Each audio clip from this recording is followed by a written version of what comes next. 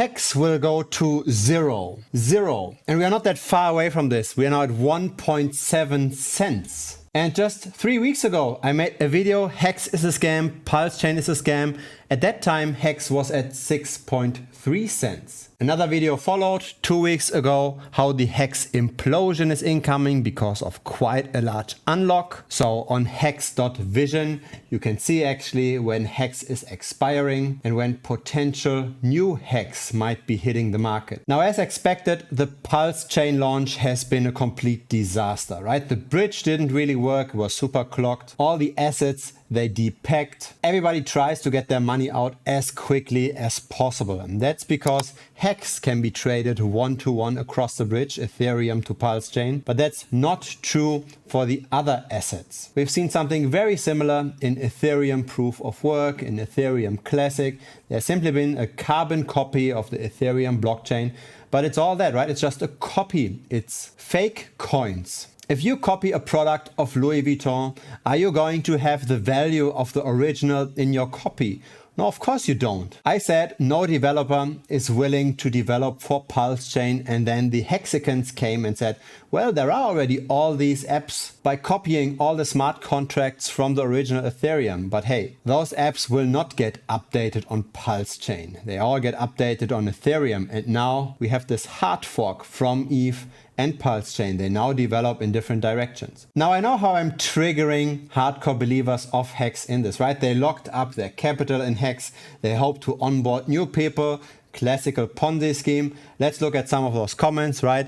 Hex isn't a scam, it's a CD, so a certificate of deposit. Literally, traditional finance does this, just not on the blockchain. Very wrong here. A certificate of deposit gives you back US dollars. You've got a claim versus a bank. The bank gives you more money than you initially deposited. This here is denominated in Hex tokens, and the Hex price is not stable, as we have just seen, right? From 6 cents to 1.7 cents. That's not the kind of value development you want to have when locking up your capital. There's even been an interview with Meet Kevin where Richard Hart was really put into a corner with that CD term. In the end, he said that it's simply just your receipt basically that you have deposited. It's not the traditional finance interpretation of a certificate of deposit. And this is the problem when people simply just follow crypto influencers and don't really think by themselves. That's why, especially when you're bullish on Hex, you should be watching bearish videos on this as well. Look out for what the critics have to say. Look at this comment. If the biggest influencers in crypto sacrifice for PulseChain and for PulseX, it means that this is going to do a 10,000x minimum. Don't listen to the haters and negative poor people. Now, I'm still flabbergasted that this 10,000x myth hasn't been debunked yet, because obviously PulseChain launches with a way larger market cap, and that makes it way harder to even just double or triple in value. 10,000x is very much impossible simply because of market cap dynamics. Then we've got another comment. This hasn't aged and won't age well. But really, if it's not the price action, if it's not a drop of more than 2/3, then what does mean that something like this ages well? You will lose all your hair trying to stop PulseChain and PulseX to the moon. Well, we've all seen how this played out. Hex is good. Pulse will even be better. So this is life as a crypto influencer. If you don't just push and chill a project, if you actually look at the potential risks of something, you get comments like this. But this is not what this channel is about. This is not what it's been made for. It's been made for assessing risk versus reward. And Hex, in my humble opinion, doesn't look like it has sufficient risk mitigation. Let's look at the following. Let's look at the price of T shares. So not the Hex price, but the compounded Hex, so to speak, right? So you could either just look at the Hex price, but Hex is inflating, and because you lock up your Hex, you tend to get more money, right? The number of Hex is compounding over time. And this is reflected in the T shares.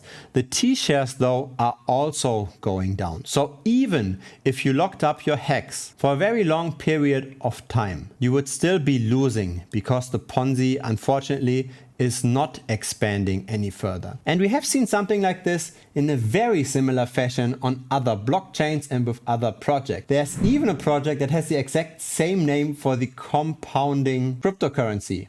So there is another T shares, it's called Tomb shares, not trillion shares, and those went from 14.5k to currently $41. This is the compounded Tomb, and Tomb was another kind of Ponzi scheme that I've also warned here on this channel. This also imploded.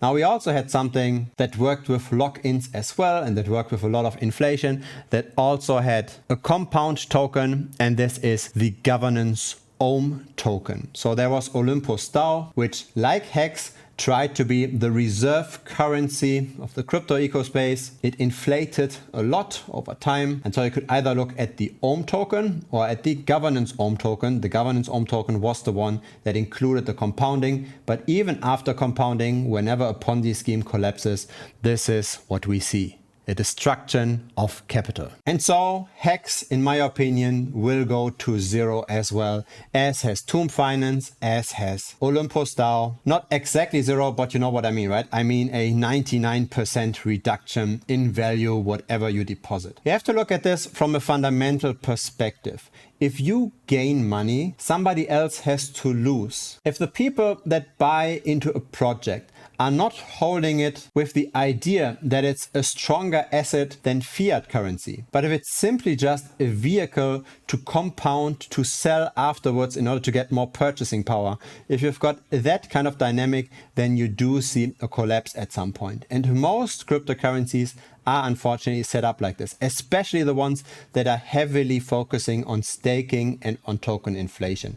And this is very much true for Hex. And so you can try to distract from this. You can try to launch a decentralized application. You can try to launch even a dedicated blockchain, but this all doesn't change the fundamental tokenomics. The Ethereum fork is not going to get broad adoption, and Hex will continue to inflate beyond the rate at which it can onboard people. At some point, all Ponzi's collapse. Feel free to convince us otherwise in the comments. Meanwhile, I simply just continue looking at the ever declining Hex price and the ever declining T-share price. If you appreciate this kind of a critical voice that somebody publishes despite all the heat that might be faced, then feel free to subscribe, and also feel free to give this a thumbs up. You can also join our Telegram and Discord, and there is a premium membership as well. It's the bitcoinstrategy.com. In case you haven't watched it yet, here's the video that predicted the decline when Hex was still above 6 cents. It's over here. Looking forward to seeing that video, and thanks for watching this one. Bye bye.